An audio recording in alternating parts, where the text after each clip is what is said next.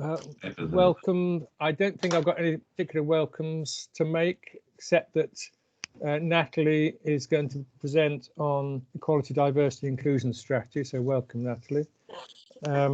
And on the executive reports of the trust under patient experience, Liz Chapman is going to speak instead of Heidi Ilsley. She's got a meeting about COVID vaccines, so she's not able to be with us. Apologies for absence, Julie. Graham Bridgman, Nigel Oliver, Natasha Bethwallier and Jenny Cheng.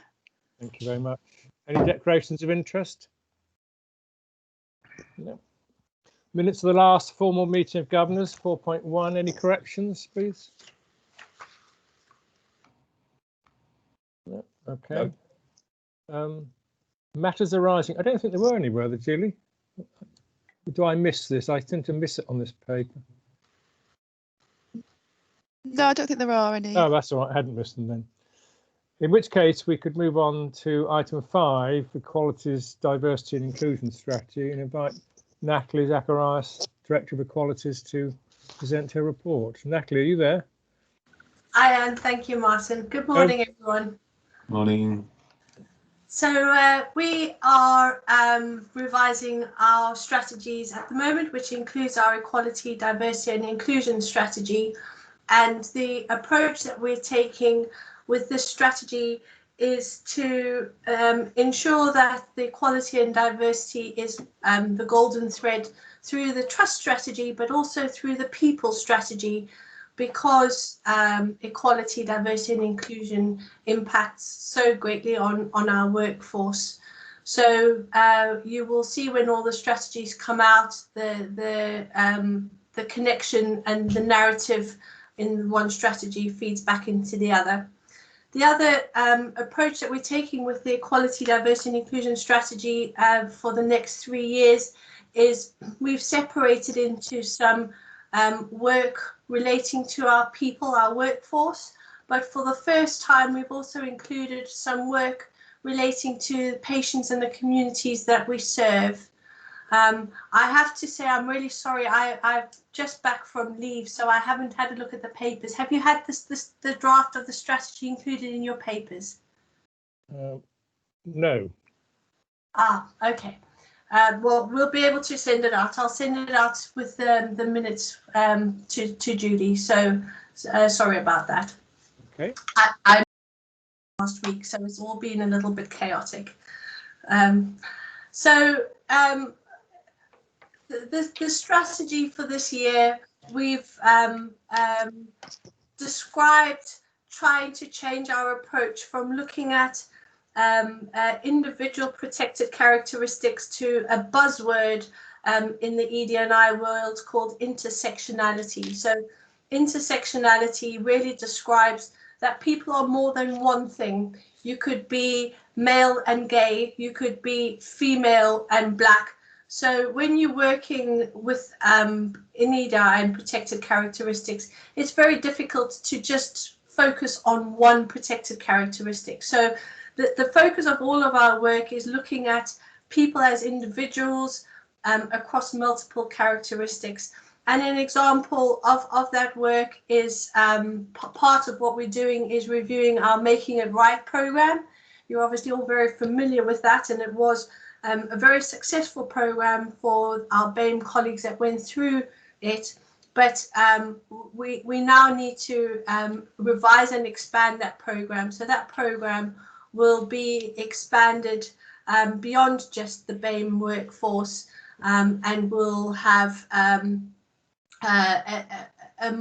a different focus. So we're in the draft of the first module of that, but we're looking at where Making It Right was really focused at preparing an individual to apply for jobs and progress in the workforce. The new program really will be a wider reach and looking at different themes. So the first module will be on allyship, which is a whole lot of things, but it involves bringing people on board, having conversations if there's any inappropriate behavior in a work situation, opening up the networks just not only for people with protected characteristics but for allies. So we really are taking an approach of more of a cultural change across the whole organization, involving all of our employees and our patients and our stakeholders in the work that the strategy includes for this year. So we talk a little bit about the intersectionality and the targets. We have also broken down the work into a year 1, a year 2, and a year 3. So we are in the process of looking at some specific targets over the 3-year period. At the moment, we really are looking mostly at our RES and our WDES data. We have made some improvements in RES over the 5 years that we've been doing those submissions and the 2 years for the WDES. But by and large, we see 1 year something goes up and then the next year it goes down and then it goes up and down. So what we're trying to do with the targets, coming back to that cultural change that I've described, is making sure that when we look at the data, we are obviously looking at it on a year-by-year basis, because that is how we submit it and how we have to do it, but really looking for that sustained change over time. So we're trying to, for the RES, reduce the gap between the experience of the white workforce and the BAME workforce, but also to make sure that there is some consistency. So if we look at bullying and harassment, which is very much a theme that staff have said was something that they wanted us to work on. For the white workforce, bullying and harassment has been, from patients, has been pretty much consistent at about 21% since 2015. But for our BAME workforce, it's varied between 27 and 35% each year. So it really does go up and down. So we need to do some work to get some consistency of the experience of both and reducing the gap. But the approach that we're taking, although it will be focused on our staff with protected characteristics, because it's that cultural approach, we really are anticipating that for bullying and harassment, that experience for all of our staff should reduce over this time as well. Very good, Natalie. When will we see the strategy report? And by the way, I hope the move went well, and you. Oh, thank you. You were in the right house, you know. Yeah, definitely. Yeah. When will the report be available to governors? It will need to go back to DSG, Martin, and to board. So okay. I think it's the plan at the moment. I'd have to check with Jane, is to go back to board in February, okay. And once it's signed off by board, we'll be able to share it with the governors.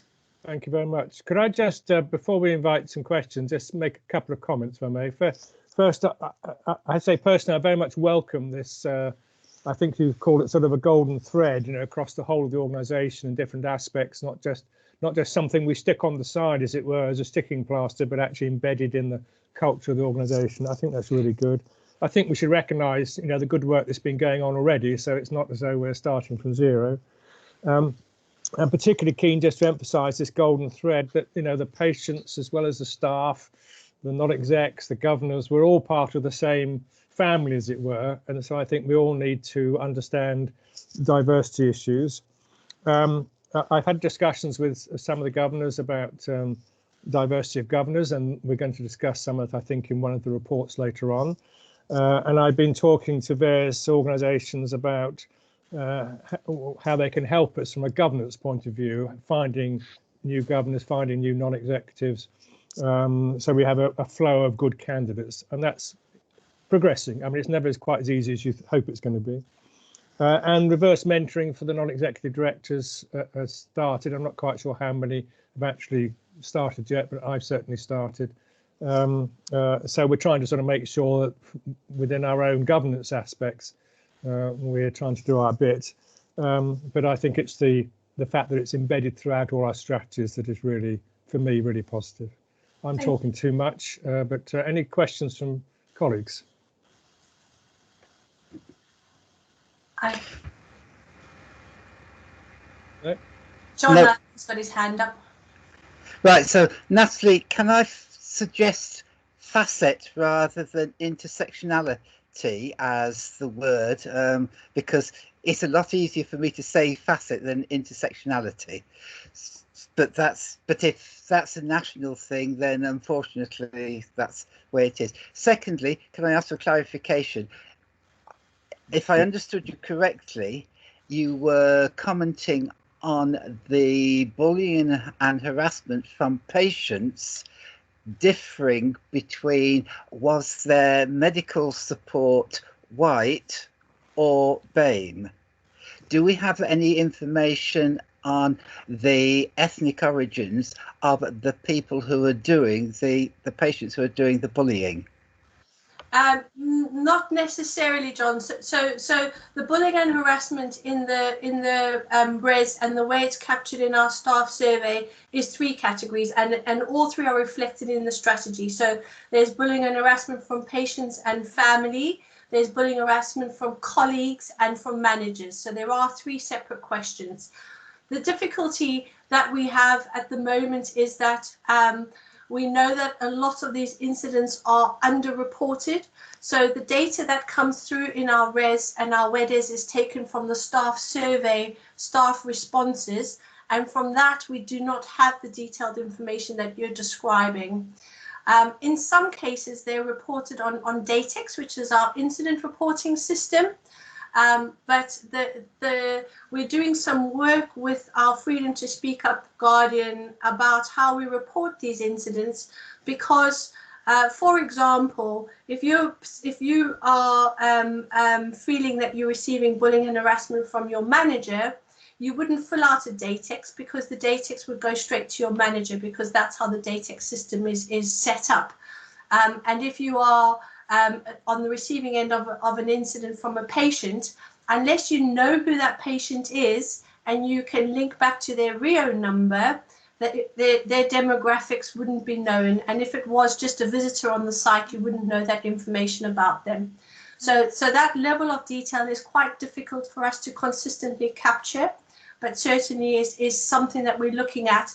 But more importantly, we're looking at the process of what happens when someone is on the receiving end of bullying and harassment, and the support that we give that member of staff, and following up that they have had the appropriate support. Thank you very much, Natalie. Anything else? Because I think time is pressing.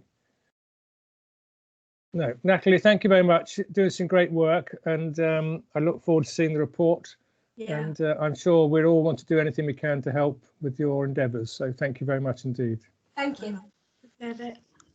Thank you. If we could perhaps move on then to item 6, quality accounts indicator. This is the quality account is the report which summarises our clinical quality, if I can put it that way, through the year, and you see it every quarter.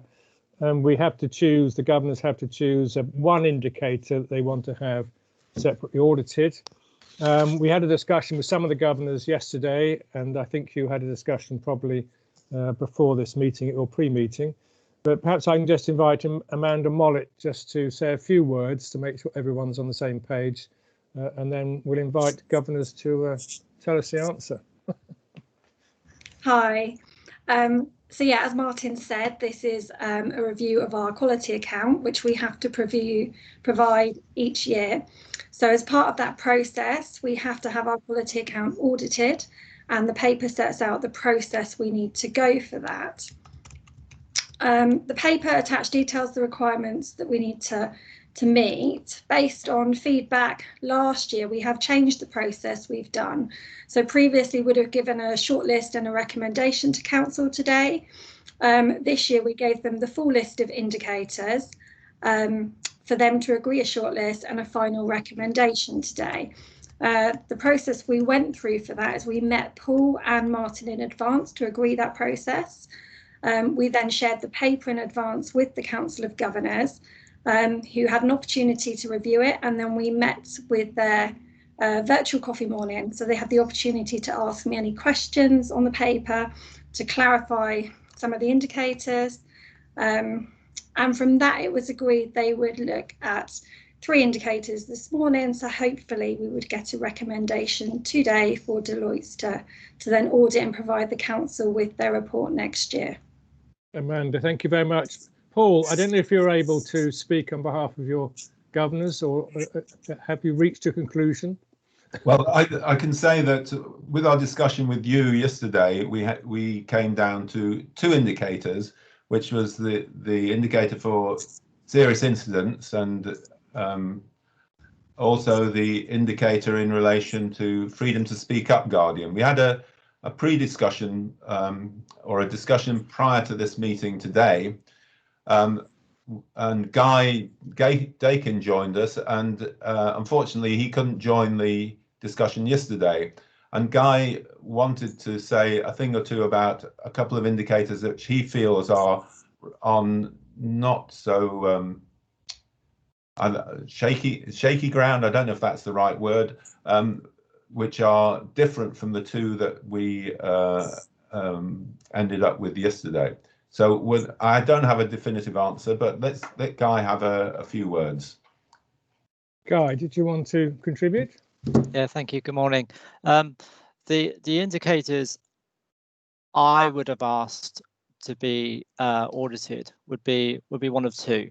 It would be the safe staffing numbers, or the sickness, or the staff sickness.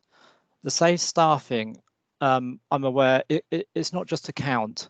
I believe it's a calculation. There's a number of factors involved, and I just feel that it's got the potential, therefore, to be not so robust as some of the indicators, which maybe just involve counting.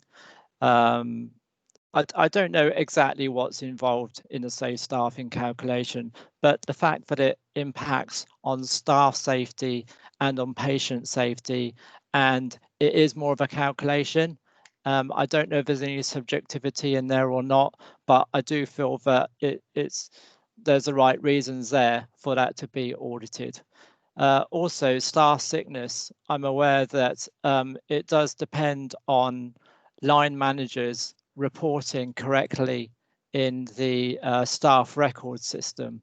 And I'm just concerned that with the best will in the world, with the busyness of our services, especially over the last 9 months, I'm just concerned that any sickness may have been underreported. And given that it's so important, staff sickness, for management decisions and for staff morale, I feel that should be considered for audit too. Guy, thanks for your contribution. So, Paul, taking account of Guy's comments, is there a sort of consensus yet, or? So we have to choose one. That's right. We have to choose one, and I think our conclusion in our short pre-meeting this morning was that there is going to have to be some sort of voting process amongst the 3 or 4 that are at the top of the list now. Okay. So at the top of the list now, my understanding is the serious incident reporting, the freedom to speak up indicator count, the safe staffing, and the staff sickness. There are no others in the frame at the moment. You'll be pleased to hear. Well, I think we need somehow to, I'm not sure how we're going to do this voting online, but maybe Julie can help us. Martin? Yes. Sorry, as Tom. Tom, hello, Tom. Yeah. Just a bit of a clarification, please. We had this discussion this morning, and I was making the case for freedom to speak up that when an audit was done, it wouldn't just be going into a filing cabinet and counting 7 instances and saying, is that the number that were reported, and it's all done in 10 minutes. My assumption is that the brief to the auditors would be to also see, was the process that is in place being followed, and also to give a view as to whether the process would actually is sufficient and meets the purpose for which it's required. So do we, are we able to would be specified to the others? This is what we would look for beyond just counting some numbers. Amanda, are you able to answer? Yes, absolutely. Deloitte's lead on the audit. So we would tell Deloitte which indicator you picked. They would look at the quality account and see what's reported within the quality account. They'd look at that data, and then they would then discuss it with the team that provide that data, and they would agree the process to go through and audit it. Okay, Tom. Chris, you've got your hand up. And I've even got my microphone on. For what it's worth, and it's obviously it's not my call, it's the council's, but were it I wouldn't be doing safe staffing. And the reason is that one thing that the council probably doesn't see is that because it is as important as Guy quite rightly says, it is a matter that is reviewed by Naomi in the Finance and Performance Committee meeting literally all the time. Yes, there is, and of course regularly at board, whereas some of the other things perhaps don't get quite that level of scrutiny. And the rationale is exactly as Guy says. It's because, yes, there is a formula. Actually, there is more than one formula. And there is a degree of, well, I wouldn't say subjectivity, I would say experience overlay, which says in which wards could we live with less than 2 qualified nurses on call in any particular rota, which we couldn't. So what I would say is there are lots of checks and balances around safe staffing, but I would probably agree with Tom that probably freedom to speak up is something that we've never quite dug underneath in quite the same way. And that's just my, 2 pennies. Okay, any other comments before we try and go to some sort of vote? Okay, well, what I suggest we do, Paul, looking to your help, and Julie, is have we all got hands up? You can put your hands up on the, you've all got a button to press. So I suggest we just go through, and you're only allowed 1 vote. Only governors. Only governors, oh yeah. No, I'm going to vote 3 times. Only governors, and only allowed 1 vote. So you'll have to decide which one, you can't vote multiple times. So just go through the 4, serious incidents, freedom to speak up, safe staffing, and staff sickness. And so I was going to go in reverse order. So if you think it should be staff sickness, could you put your hand up, please?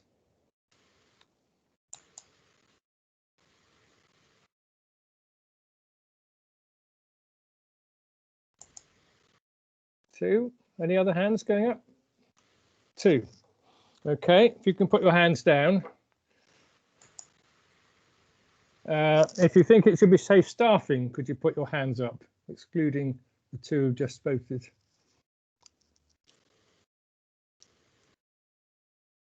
No one? Okay, that's no one. On freedom to speak up, please put your hands up.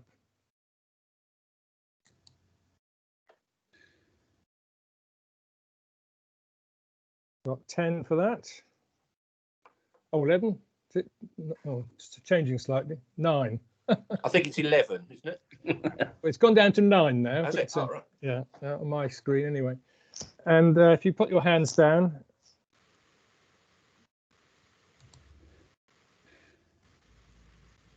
Got a few to go.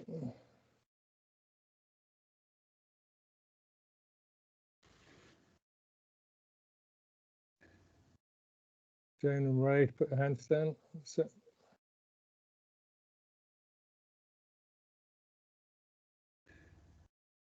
okay, and the last one is serious incidents.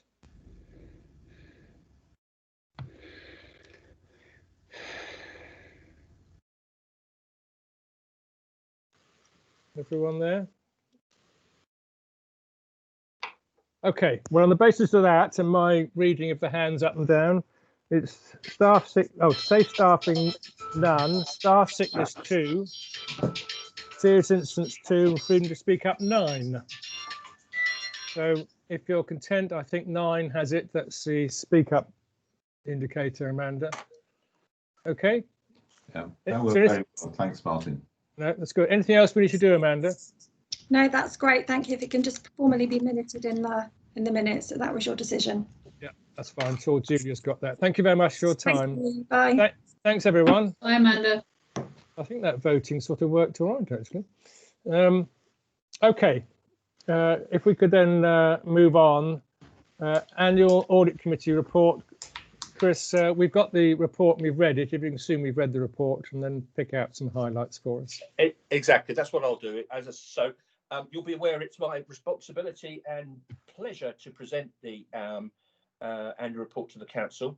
It's an important part of the overall governance process. It's obviously been an unusual year, but I'm pleased to say there's been little or no real impact on the effectiveness, I think, of Audit Committee.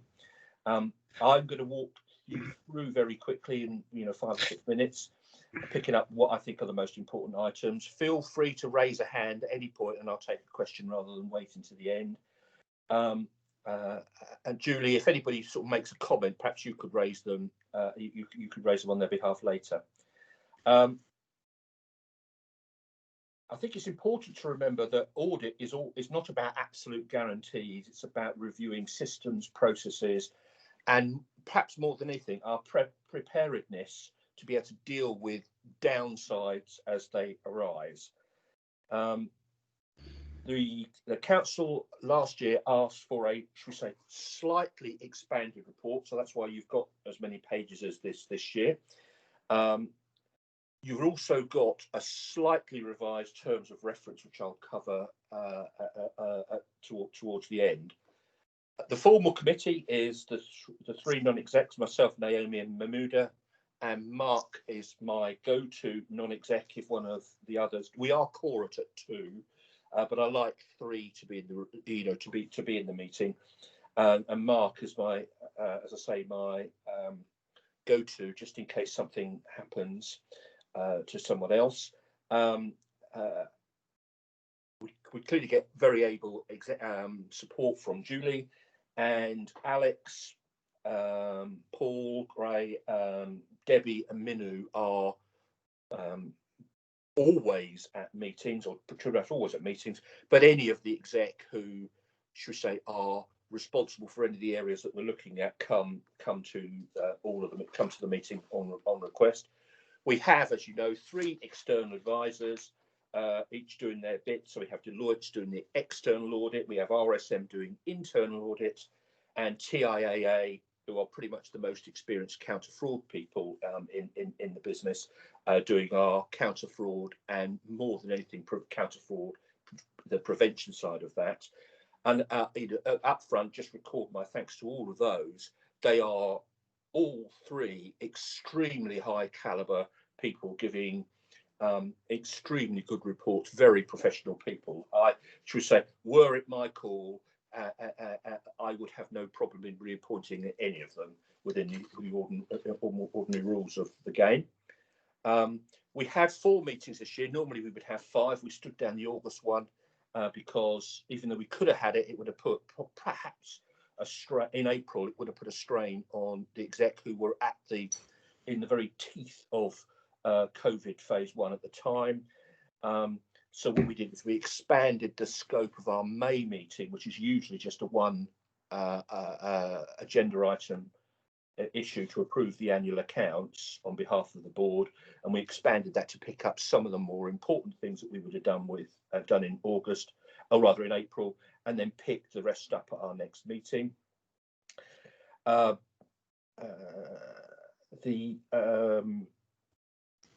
In terms of self-assessment, what we do every year, we do a self-assessment like all committees of the board, a very positive self-assessment from members, and that includes not just the 3 non-execs, that includes all of the regular attendees. And even though I said it last year, this year absolutely is my last year as chair of audit and non-exec director, because I think it would probably be illegal if I did anything other than step down. And one of the things that did come up was, making sure that we've got a succession in place. And I know Martin has got the recruitment plumbed in for January. It's important that we get an audit chair in place for at least we say one meeting handover so they can pick up and run as smoothly as possible. One of the items that came out of last year's assessment was that audit can be a bit dry and be a bit requiring of understanding of some of the language that's used, and perhaps a bit more Chatham Housey type discussion would be helpful. So we put in what we call a professional development session that goes on between, or rather that takes place about an hour and a half before the formal start of every audit committee. And it's amazing what people will do for a free egg sandwich. We roll out a sandwich, and pretty much all of the exec come to it. It's just, as I say, it's just an opportunity to, should we say, cover items that people, I would say, might be embarrassed to say, can you explain to me what this is all about and all that's all about? It's easier in an unminuted situation. And we've done some really quite interesting things there. One of the things we did was a comparison of our business assurance framework to others that both our internal and external auditors have, so that we can look at the breadth and scope of ours relative to others and assess our strengths and weaknesses. So that was, quite an interesting thing to have done. In terms of some of the work that we undertake, well, you can see the items. Some are as regular as once a year, if it's an annual report, and some are every meeting. So at every meeting, we go through the business assurance framework, the corporate risk register, and look at the progress being made in mitigation of risk. But only once a year would we clearly look at our cyber annual report. We did a very interesting piece of work on the apprenticeship levy. For those of you who are not as intimately familiar with it as I now am, this is a system where employers pay a levy, and then they either use that levy that they've created or they lose it, and it goes back to Whitehall. And it's important that organisations ensure, clearly, in our particular case, it's high hundreds of thousands of pounds a year is our levy. So making sure that it's that it is, you should say, that we have a plan to spend it properly and that it's integrated with our workforce strategies is clearly a very important part of the overall value for money exercise. Other things, clinical audit programs, something we look at every meeting, not because we can add really any value at all to the work within clinical audit, but we're pretty good at looking at process. And I can ask Amanda if she's getting the support and Minu the support that they need to make this thing happen properly.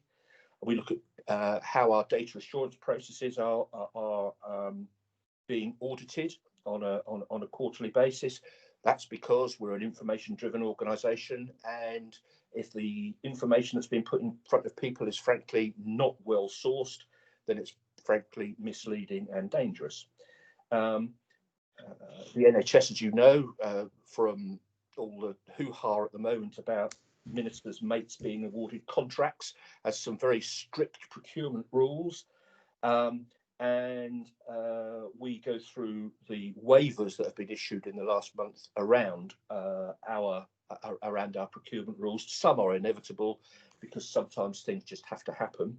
But we go through the detailed reasoning behind all of them each time.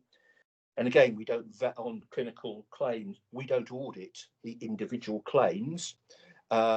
We sit down and just understand what's happening in terms of how many new claims, how many have been settled, what are we learning from the clinical claims. It might not be coming out of our balance sheet. It might be, it's coming out of the insurance premium that we pay annually to the litigation authority.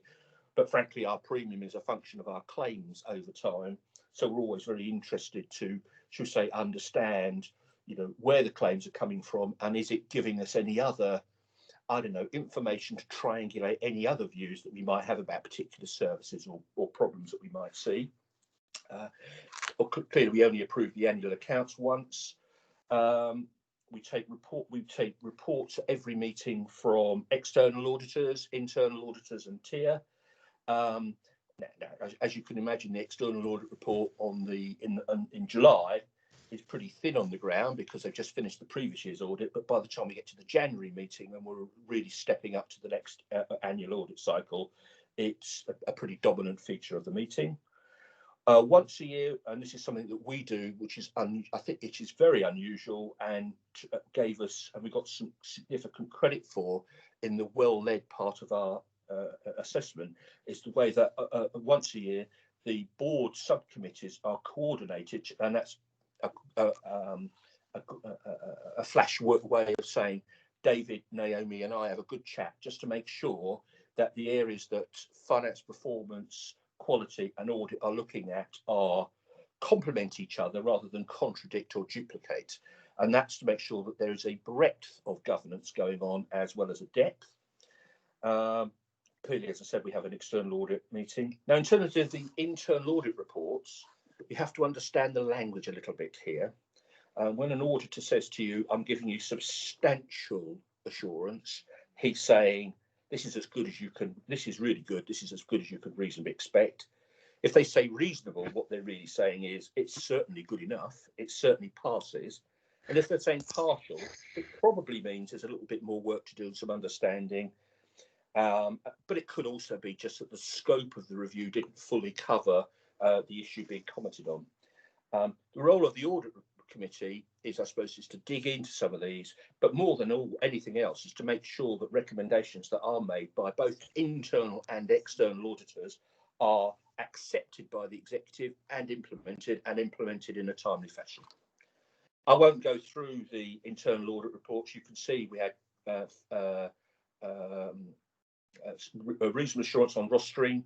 Rostering is really important, obviously. And substantially all of our temporary shifts, the 18,500 shifts, they're all either for, or pretty much all, either for covering vacancies or changes in acuity of various groups of patients and areas where we might need more resource in the short term. We had some issues around our processes around Mental Health Act, so we did some work there, and we now have different leadership and process, and I think things are working well. West Call is a real success story.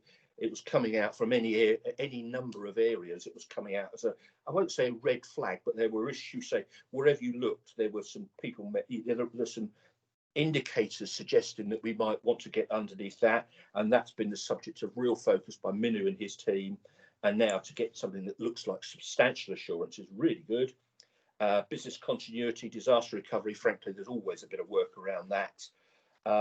All of our key financial control work around debtors and accounts payable, substantial assurance. And the BAF, as I said, we took the time to understand whether our BAF was class leading or not. Would you believe there are some organisations with as many as 37 different significant risks that they're managing, and anybody that's been involved in risk management in any organisation ever will tell you, that's either an organisation in crisis or an organisation that is unable to focus on what's really important. We tend to be in the 7 to 10, and that's seen as good practice. The sum of all of that is that for the first time in this organisation's history, one of the first times that it's ever been issued by RSM, our internal audit opinion has got a big completely green circle inside it on page 25 of your papers, and that means to say that we've received the highest rating that they are capable of giving, and that's obviously really good and assuring news. As I've acknowledged the support that we get from everybody else, I feel the need to also say the finance team did an extraordinary job with this year's audit. We approved the accounts to the same level of quality on the same calendar day of May as a year before, and that's with all of them working from home, and that was really quite an extraordinary performance and quality. I can see there were slightly changed requirements of quality, but the team absolutely hit the spot. We decided to press ahead, even though we didn't have to, on the quality indicators, because they're so important to the way we govern and lead ourselves. So really well done to finance, governance teams, all the people who contribute to the accounts. Fantastic job. Last thing I've got to say is on our terms of reference. The first draft of these just changed a few job titles. when we had a discussion about it, we decided that it would probably be sensible to group together all of the areas of data assurance and data management under one group. So, and as long as it's okay with the council, the primary responsibility for the Caldecott work, which is the, if you like, the protection of patient-sensitive data within the organisation, that is going to pass to the audit committee, and we will then comment on it to board, rather than it being done, and I won't say lost, because nothing's ever lost in our board, but frankly, it's possible for things to be diluted if they go straight to the top of the organisation, and they will get more scrutiny, I suspect, inside the audit committee, because we perhaps have the time for it. And that's it. I'm happy to take questions on anything that people want to ask. Hopefully I've covered most of it. Guy, you're first. Chris, thank you. And thank you for the shout out to finance. On page 31 is a list of the internal audit work which has been completed. And I noticed that Freedom to Speak Up has been audited with reasonable assurance. But what I'm wondering is, I noticed there are some actions there, in particular 5 in the medium category. And I'm just concerned that any number of actions to raise awareness or policies would be enough to mitigate the fear in human nature to speak out, maybe even over your own line manager, and maybe if there's a possibility that you might be wrong. I'm just interested to know what those actions are. Okay. The way, I mean, I don't have the individual actions to hand, but what I will say is that what we do is we rely on our external advisor to tell us if something is of, should we say, red, high level significance, amber or green. And the way that I manage it in committee is to say I ask auditors all the same question at every meeting. Are you getting the response you require? And I always go through the reds and persistent ambers with the exec and the auditor at each meeting. So if an item is regarded as being of the highest level of importance to that review, and I absolutely take your point on Freedom to Speak Up, because this time round it was absolutely about process rather than necessarily what I think you're getting at is the sort of quality of outcome and quality of assurance that it might be able to deliver. And I think that's where you made a good catch on how we might pick it up in the indicator work. So what this was all about was, are our processes, do they tick the box kind of, and I will be chasing down the reds and the ambers at each meeting to make sure that exec are implementing the recommendations. Hopefully that covers it. Thank you very much. June.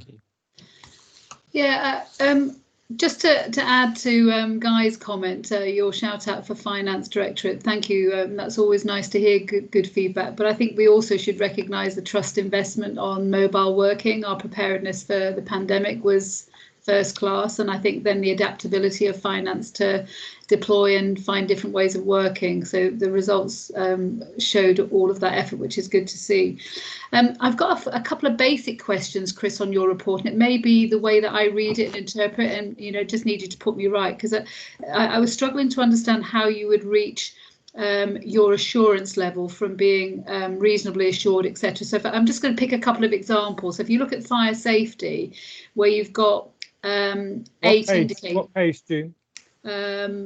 Just to help us. Oh, I don't know. Page 31. Thank you.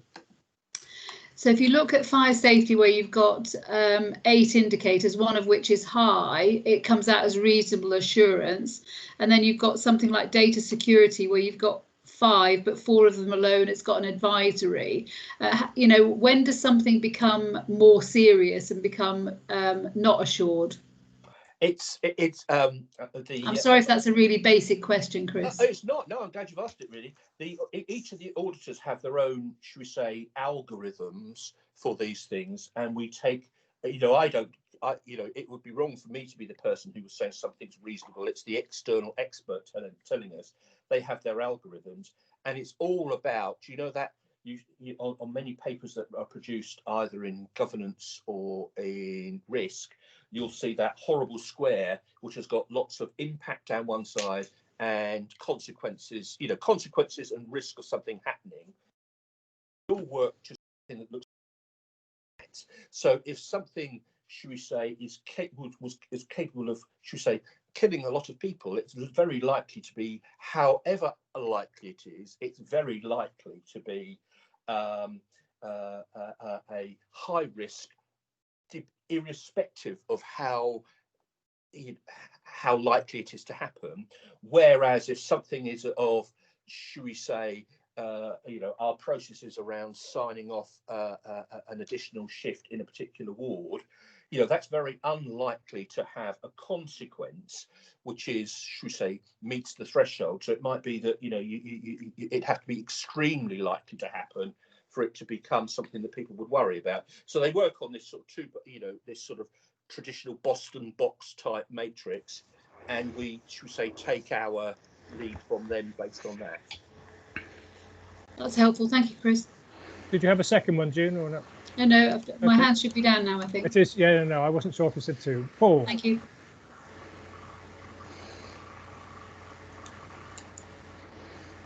You're on mute, Paul. Sorry, thanks, Chris, for that report. It's a nice, clear, easy to read report, which is always good for us governors. I'm thinking more about the terms of reference now, and we've got a copy of I assume it's the new terms of reference, but no indication of where the changes are, unfortunately, which is a bit difficult for us to review. Can you tell us where the changes have been made? What points? Sure. Julie? Yeah.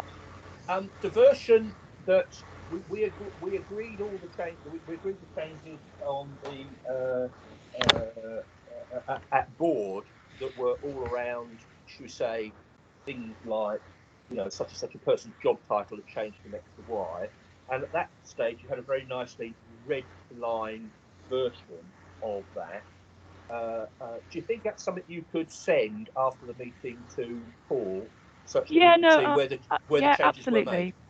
Yeah, absolutely, I can do that. That's great. It was as simple as that, and I think the version in terms of the change around Caldecott, that was only something that we've agreed relatively recently. So I think it's quite likely that there's a little bit more red ink to come. Yeah. One further question. I just wonder, in your opinion, if it would be completely out of order for governors to get a view on the agenda for these meetings in advance, and maybe a glance at the papers for these meetings? Well, I would certainly have no problem. Julie and I are very when we're reading agendas. It's usually at least 3 weeks ahead of the meeting. We don't usually send the papers out, and I suspect probably it wouldn't be a good use of time to do the meeting by complete committee. But if you wanted to nominate a governor to have advanced citing, a governor or two to have an advanced citing of audit papers, and perhaps to relay some comments back to me ahead of the meeting for me to raise on your behalf at the meeting, I would have no problem with that at all. Because I think that would be an important step in raising the transparency of the operation of a lot of areas of the trust which the governors are concerned about. Personally, I find reading a lot of meeting papers very onerous, but I know some of my fellows are quite good at working through many hundreds of pages of meetings. So I think that's something we should consider for the future. Thank you. Well, I'll leave that as chair of that group. I would have no problem if you were sending me an email 3 days before the meeting to say, I've had a look at your papers, Chris, could you blah blah blah. That would give me no problem. It would give me a problem if 30 governors started to attend the audit committee because I could never coordinate it. I could never make it work. But you know, I would be quite happy to receive your input on the work that we were doing live rather than in retrospect. Thank you. Well, just a comment on that. I think we just need to be clear what it is the governors want to achieve by, you know, this, because there's a danger that people can get drawn into detail. The audit committee reports to the board already reviews the audit committee. I think knowing what issues are ones they're looking at is fine. I get a bit uneasy, not because of lack of transparency, but just because it confuses roles if we get a lot of detail, which the audit committee is going to be looking at on behalf of the board. So I just think we need to just sort of reflect on that and just you know, so we get some guidance, but it's not an attempt to stop anyone seeing what's going on, but it's just a practical issue of you know, why do governors want to know, as opposed to do they want to know that the audit committee is working effectively, and that's why we have auditors to report to and Chris report to governors. But I think we just need to think through that. That would only be my only observation. And Chris, can I just add, I'm sure all the governors would want to thank you, because you've thanked everybody else, on behalf of your excellent efforts as chair of audit. Thank you very much indeed. No problem. Enjoy it. I think we need to move on. Committee steering groups, item 8, living life to the full. John, I think you should assume we've read the papers. Yeah, sure. Thanks, Martin. This was really one of the most productive meetings that Living Life to the Full's ever had, I think. We had two really excellent speakers who helped us understand a couple of key areas. The first was Katie Warner, who's the head of R&D, and filled in a lot of detail about this important aspects of the trust that I knew a bit about, but not a lot about, as it were. And coming from a research background myself, it was a joy to have a report so clearly and well written. And I think Mr. Fisher made a similar comment when Katie presented this to the board. Really excellent to see what's going on there. And we've invited Katie to present annually to Living Life to the Full, and I hope she will do that. So that was a thing, and if people didn't get to see that, it was very good. The second was a presentation by who was then the interim director of people, Jane Nicholson. Now very new, she is our director of people, and that really was eye-opening. I think I'm one of the few governors to have actually met Jane in person, because she only joined in Feb, you know, her interim post, and that was at the East Berks Staff Away Day. And she said, "Oh, hello, who are you?" So I think what's going on, and I was introduced to her. I said, "Oh, that sounds an interesting committee. I'd like to come to that sometime." I said, "Well, yes, you've probably got a few challenges ahead in your job." "Oh, yes," but I don't either of us realised quite what a challenge she was going to have, and it was really good that she came and presented to us for an hour over the scheduled time for the meeting, answering people's questions. So very, very thankful for Jane in the meeting to go on that extra time, and to Jane really for absolute candidness in her views. And I think the governors who had that meeting learned a great deal, in addition to what we've been briefed at in previous council meetings. So really, really, a good thing to do, and a good choice, by the way, for the people who recruited her. Any questions? Anything for John? No. Membership and public engagement. Oh, sorry. So, Paul, sorry. Your question, Paul. Sorry, I forgot to put my hand down from last time. Membership and public engagement. Thank you. I apologise for coming in so late. I had a big struggle with Teams where I don't really understand what happened, but eventually found a useful link. In membership numbers, we're doing, the only problem is we may have a few too many. The danger is it might cost the trust a little bit more. We're slightly over our 12,000 target, but we still have an imbalance, which I've illustrated in my note there. So especially by region, locality. And still working on the membership magazine, and we have a nice article from Verity. That's great, and I might try my hand at something as well. So governors' contributions, please do try. If you've got something you think would be interesting to the membership, please send me something. We could work on it together if you like that, or I can keep my paws off it if that's what you prefer. Okay, now Martin came along and discussed a matter which is of great interest to him and interest to us as well, which is diversity on the council, and it's deficient. And we had a discussion which a little bit of it is there.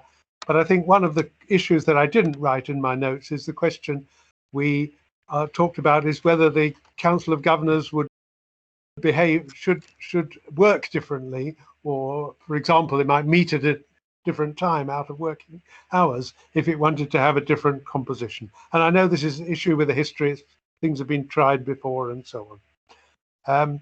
Anyway, we had a good discussion, but I don't think we came to any very definite conclusions other than that there's a lot of work to do and that we really want to persist with this. But as a result of it, I thought I would ask the governors, the elected governors, how they actually made the decision to stand. And therefore we had a little survey, and if Julie's got the slides and can share them, then we could have a very quick look at some results, which I think a little bit interesting anyway. Is that all right, Julie?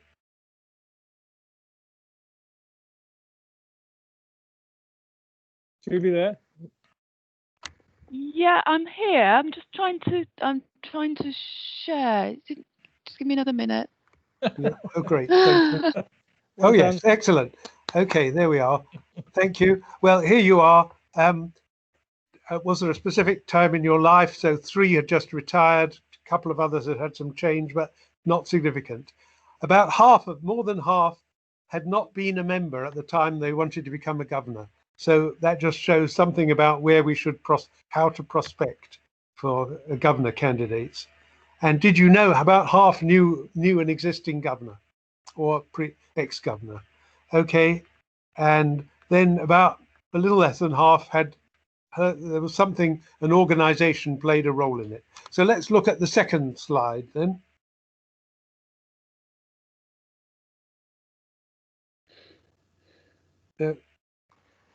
Yeah, next slide, if you just click on the next slide. Yeah, I'm sorry, my computer's actually frozen. Oh, I wonder if I've got it, but I wonder if I can share it. Tom, sorry, I have very bad internet. Right, let me just read it out from my copy. Right, okay. So the other thing that happened, next thing to say, we'll circulate this. So one of the key things, did you know about a bit about the trust when you first thought of becoming a governor, either as a patient, ex-patient carer, and something more than half knew, but not more than that. Okay, and then the big surprise to me, question, when you first thought of becoming a governor, did you think that your knowledge or experience in a particular field might be of use to the trust? And in fact, I'm the only person that answered no, I can tell you.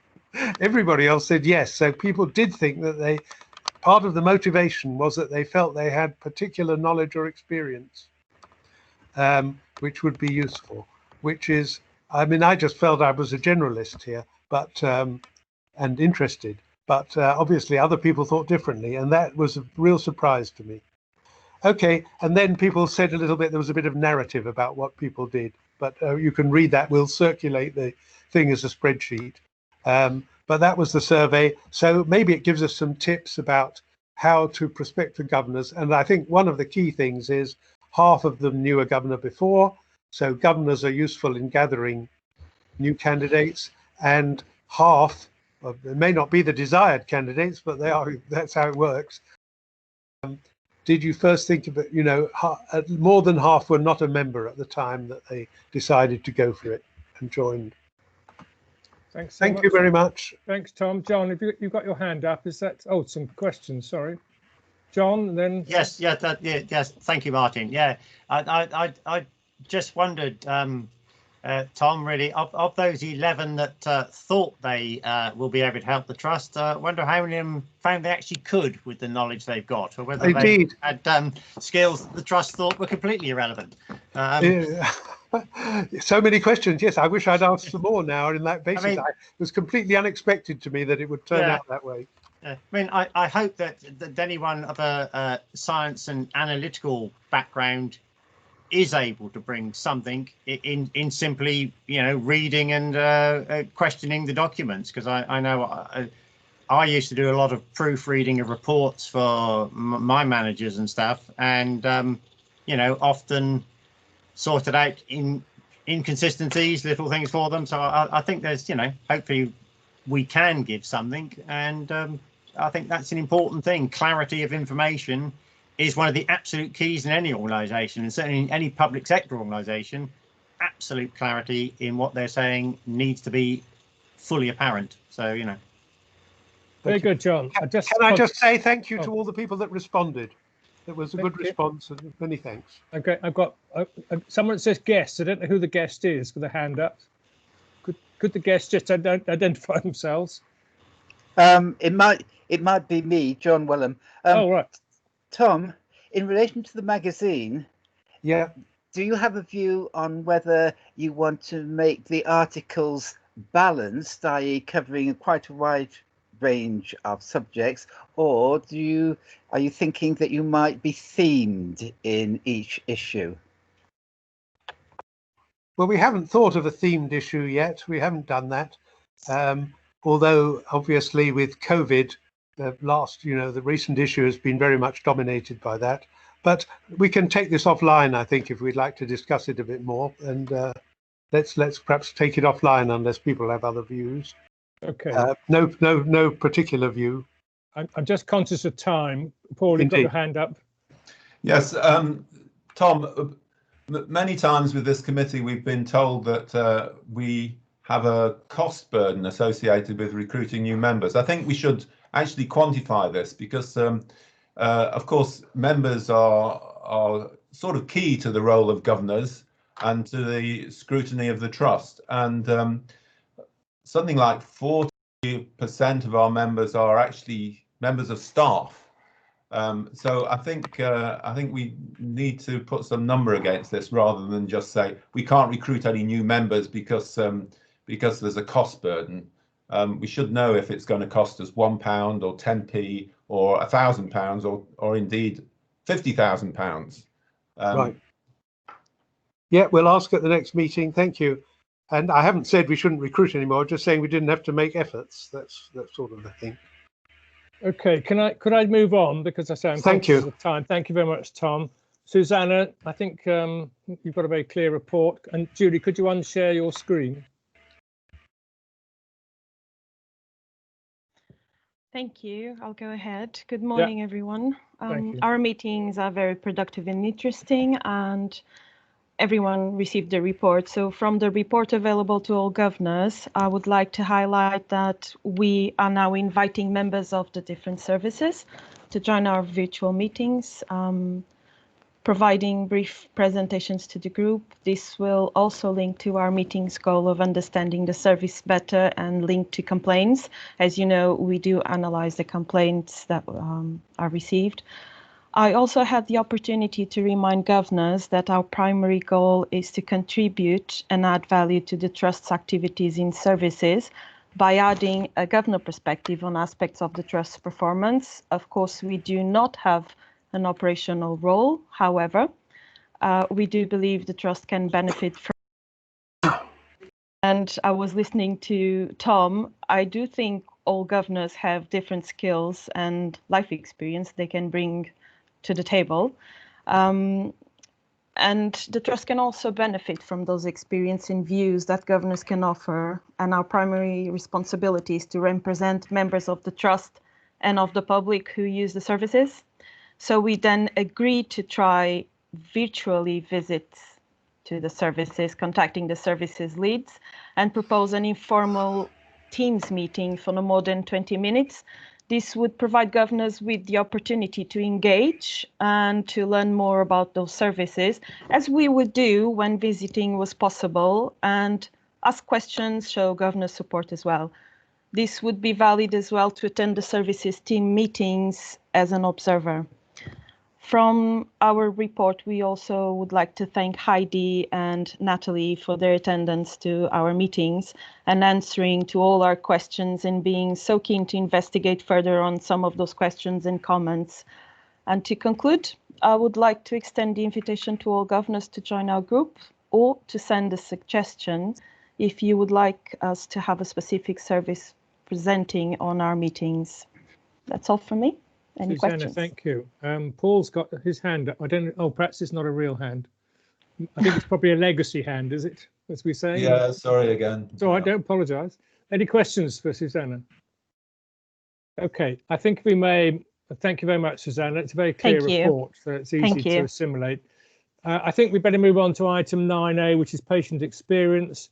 This is Heidi's report, but Liz Chapman is going to be speaking to it. Are you there, Liz? Can you hear me? Yeah, but very clearly, thank you. We've read the report, so we've all the detail, but could you pick out some of the key things just to make sure the key messages are clear, and then we'll invite governors to question you. Absolutely. Thank you for having me here today. Obviously, I'm here on behalf of Heidi Ilsley. So, as Martin said, you've all had sight of the report, so some brief highlights is that we've had a complaint response rate of 0.05% in Q2 based on the number of contacts we've had across the organisation and our inpatient discharges. And the caveat I always use is it doesn't mean that they're not important, the complaints that are raised, but it just gives that overall view and position in terms of satisfaction in the organisation.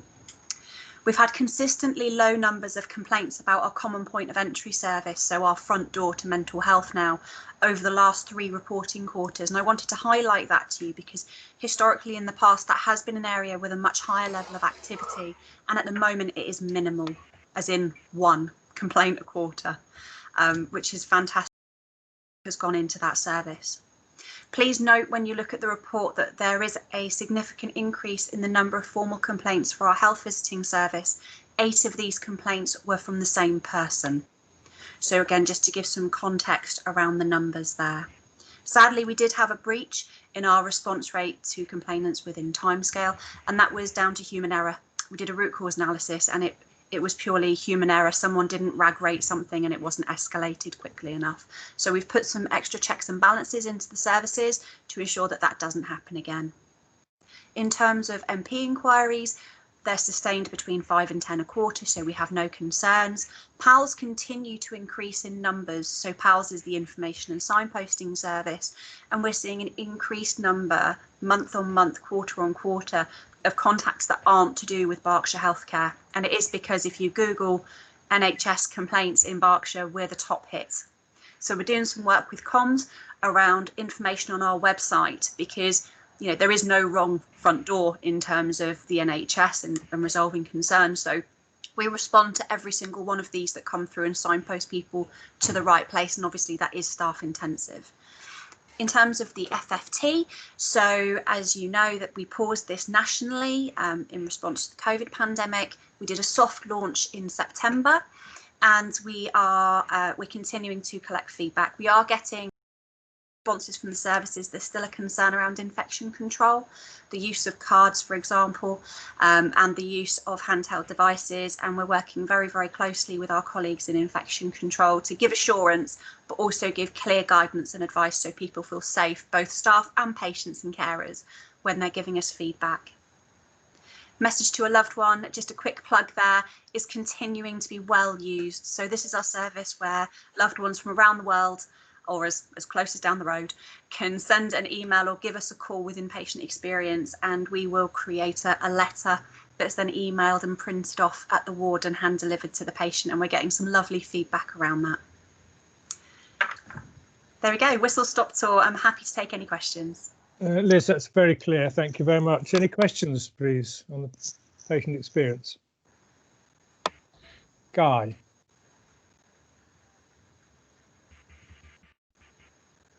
You there, Guy? Sorry, thank you. Good morning, Liz. Good morning. Just a question on page 54, complaints from community mental health teams. I realise that these are a tiny number compared to the amount of people that the service sees, but Slough CMHT appears to be an outlier with complaints in important areas of care and treatment and medication. I'm wondering, how concerned should we be about those, please? Whenever we're logging complaints, we have to use quite wide themes to be able to capture them. So in regards to the concerns and complaints raised about Slough CMHT, there isn't one specific area that's making me think, oh my goodness, this is an issue.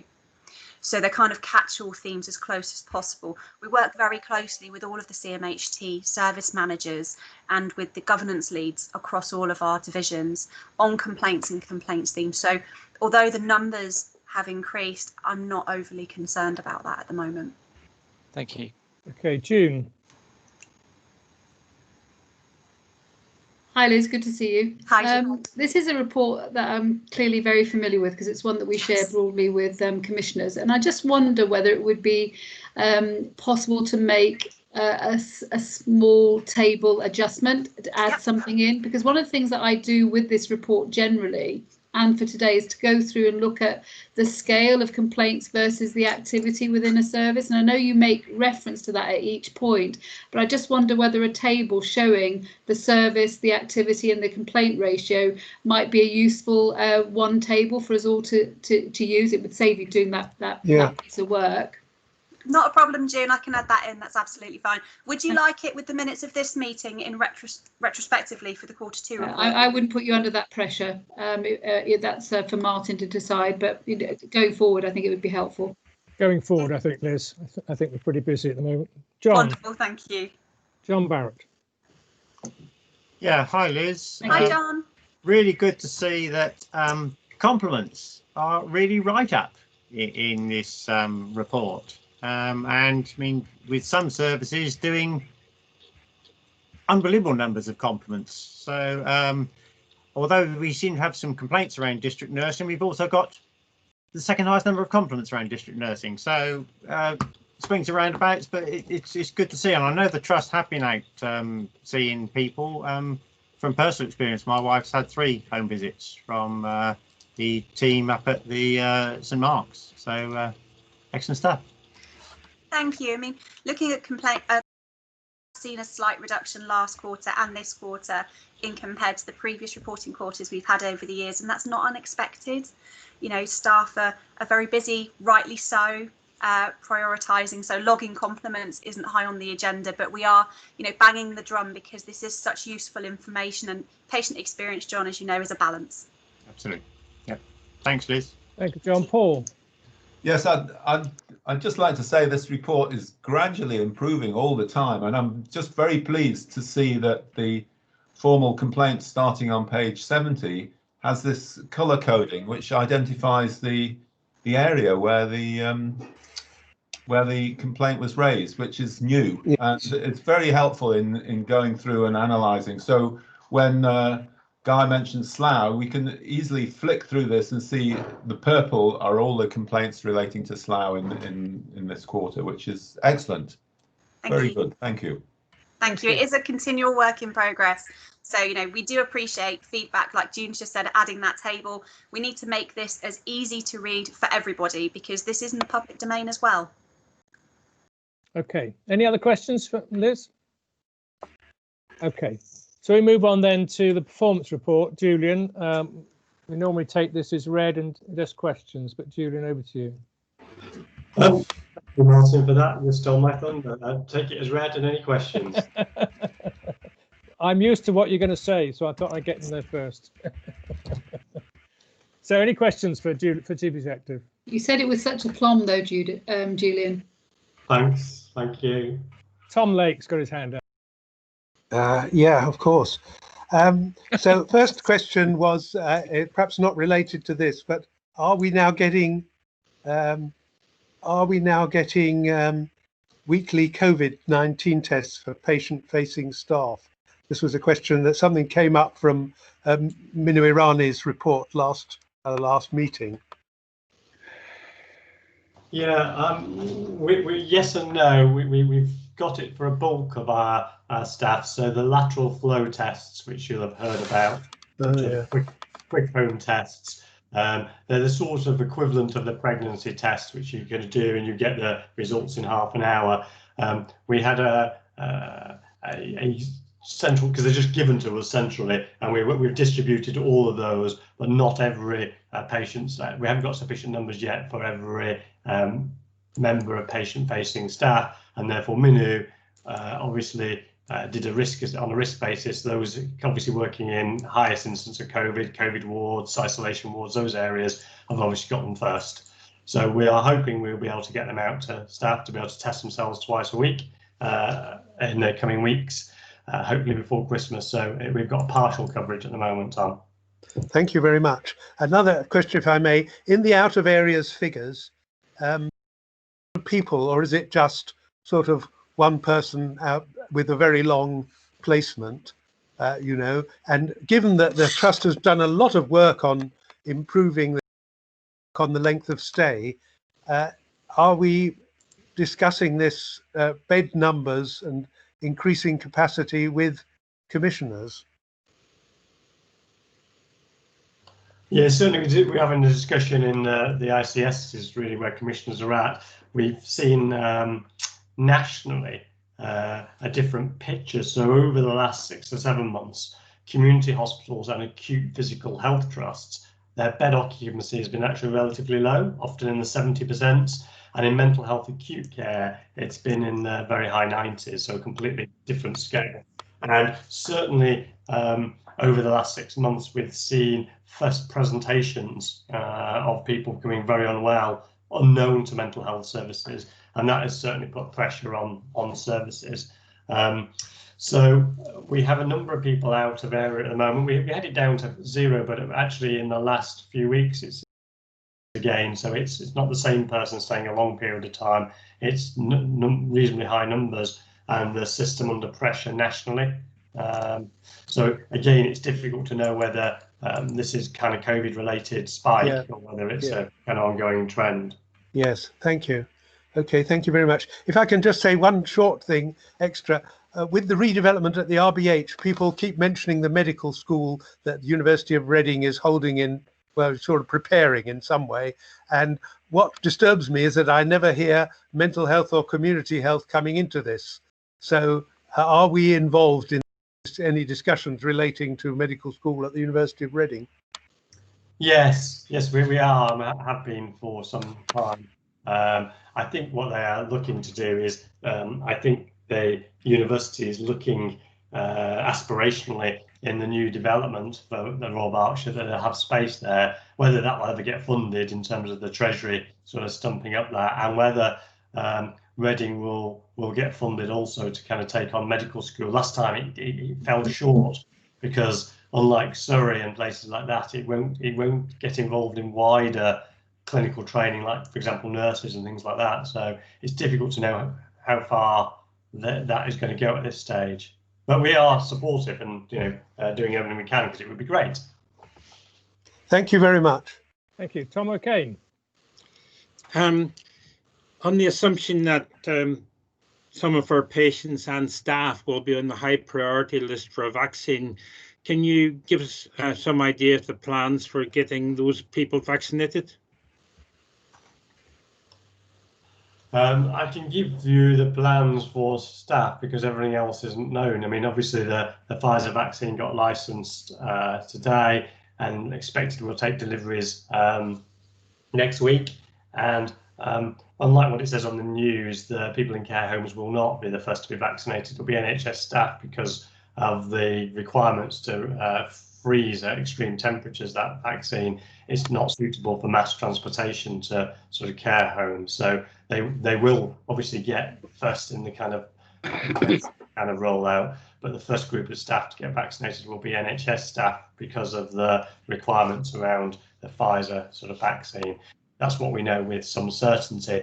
I mean, what happens next is, as much as I do, because it will be obviously how quickly the other vaccines get approved. And obviously those other vaccines, particularly the Oxford one, is more easy to kind of move about. So that's what we know so far. So Okay. for the Pfizer one that needs storage at a very low temperature, are you planning a central vaccination point for people to come to? For staff to come to? Yeah. Yes, there'll have to be 1 or 2 central points that staff can come to. So the first drop this week, I think, or next week, is Oxford University Hospitals and Epsom and St Helier. So they're getting rolled out to different places, and those places have to have obviously the right equipment to store the vaccine. But yeah, we'd expect to. So, for example, Woking Hospital, probably we've got the ability to be able to do it from there, and it's reasonably central for our staff. So, unlike the flu vaccine, where we were able to go around and peer vaccinate everybody in every different site that we've got, we wouldn't be able to do that with the Pfizer vaccine. People will have to come to a central site. That's absolutely right. In the first instance. Oh, somebody's Thank phone. you. Okay. Anything else for Julian? In which case, thank you very much, Julian. Thanks for all your efforts. Item 10, Governor feedback. I am conscious of time because we've got another meeting, so if there's anything, can we make it fairly swift? John? All right. Just a quick one, Martin, if I can. Yeah. As we're not seeing each other face to face, I'm getting old and I'm finding it difficult to keep up with who's who with appointed council governors. Can Julie just add to the minutes who they are, where they represent? It just helped me sort of know who's been at meetings and what area they represent a bit better. John, I'm yeah, sure that. Absolutely fine. Thanks, Julie. By the way, who are you? No idea, mate. Yeah, I've guessed it says on my screen. Yes. John Wellham, I think you've got your hand up. Is it possible to expand on that in that Tom Lake identified that a significant proportion of governors hoped in putting themselves forward that they'd be able to contribute something from a past skill area, and knowing that perhaps would add to John Barrett's who's who. Okay. Thank you very much. Right. Any other business? Anything from anyone? Paul? Oh, John. Yes, thanks. In our pre-meeting, we heard about a very good presentation which was given to staff by the Freedom to Speak Up Guardian, and we agreed that it would be good to ask you or Julie to arrange for the governors to have a similar presentation which will explain how it operates and about the new legislation in relation to that and so on. Yeah, I'm sure Mike Crosati, who's the lead, would be pleased to speak to you all and give a presentation. Yeah. So that's one. Number two is some of us governors were involved in listening to presentations from prospective HR directors, and we haven't had any announcement about the appointment, but John Barrett sort of alluded to it. So can we have a confirmation that someone's been recruited and who it is? It was also in Julian's presentation. Yeah, Jane Nicholson. Oh, Jane Nicholson. Okay. Okay, Guy. Yep. Yeah, thank you. This is a special question I submitted in advance. The Brexit transition period ends,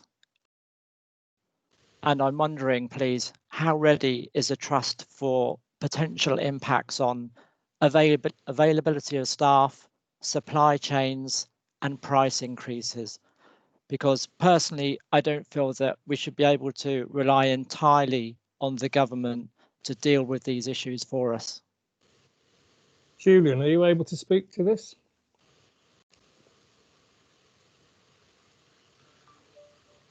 Oh. Julian, you there?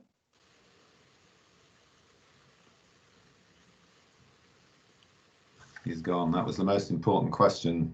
Well, let me just give a sort of general answer, because I don't know the fine detail, Guy, but we have a report at the board about Brexit, and as far as I'm aware, the combination of the central NHS England activity in terms of purchasing drugs, etc., is all under control. I'm not aware of any particular, I mean, there's obviously going to be some concerns and some workarounds, but I'm not aware of any sort of horrendous thing for us at the moment. So I mean, get Julian perhaps to, if he's not here, to give a little note to governors just to give you the correct answer, if that's okay. But when we last took it at the board, although there was obviously going to be effort to do, there wasn't a sort of a horrendous problem. Susanna. Thank you. Just a note to share that as a EU citizen, as you all know, I'm Portuguese. I do not have a British citizenship. It is quite a hassle, if I'm allowed to say that, to do what they call a settled status. So we have to apply for a settled status to remain in this country and continue to work in this country. I wonder how many of the trust staff has to go through that, because it takes a long time. The answers take a long time to come, and most organizations are requesting proof of the settled status from their workers. Is there any feedback on the staff workers regarding that? I think it's probably better if we ask Julian to give you a written response. But I'm not aware of any particular problems, and with the staff, there was a process put in place to make it quite swift. I'm not aware of any, but it doesn't mean to say that. But no one's raised it with me as a problem. I mean, that is one of the consequences, Susanna, that as of the end of the year, we'll be an independent country again. So people who aren't citizens of the country have to go through the process. It's not, it's not an unreasonable process, regardless of whether you think it's the right decision or not. No, it's not. No, absolutely not. It's just to say that it takes quite a long time, and okay. Well, I'll get Julian to, along with Guy's issue, so we have a Brexit sort of answer, if we may, on those two things, and let governors know. Would that be all right? Yes. I'm just wondering, because I know some people that decided just to go back to other countries in Europe instead of just going through all the process. That's fine. Okay, that's there. Martin, yes. It might be helpful. I think, if I'm not mistaken, I thought Alex sat on a Brexit SCP team. He might be able to give you some information as well. Yeah, we're taking it up the board next week, I think, an item on this. So. Okay, anything else before we move on? Okay, dates for next meeting, 3rd of Feb, heavens how the time flies, and the 24th of March. And now we'll adopt our resolution to exclude the press and public from the remainder of the meeting, as publicity will be prejudicial to the public interest by reason of the confidential nature of the business to be conducted.